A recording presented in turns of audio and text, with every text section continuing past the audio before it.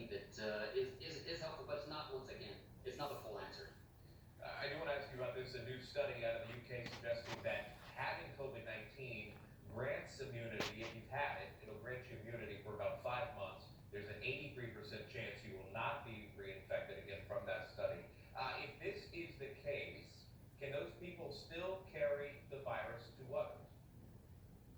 Now, so here's some of the question about that, or the answer about that, and what that revolves around is the vaccine really is us trying to mimic getting the disease to start with. And so we know that if somebody has the virus, if they get sick, then they build antibodies, and that's what we initially started to build these vaccines. And the goal around was can we mimic getting those antibodies, and that's the whole goal of a vaccine, to pretend like we just got the vaccine, or we just got the virus by getting the vaccine. So can they still carry that? No. If they've got the antibodies, then they're not going to be carrying that live virus with them. After they build the antibodies, and their body fights that virus when it sees it. That's the same thing we're doing with each one of these vaccines. Is we're providing your body a way to build antibodies so that you fight the virus when you see it. So if you've had COVID, do you need the vaccine?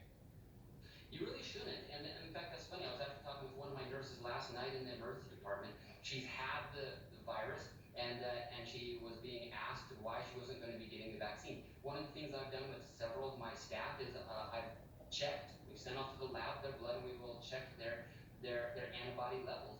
And invariably, their antibody levels are at a protectionary state. So it doesn't make sense for them to be able to get that. It's much like when I was a kid, I got chickenpox. And so I built antibodies against that varicella virus. Now, the kids now, they get a vaccine against chickenpox. There's no reason that I should go get that chickenpox vaccine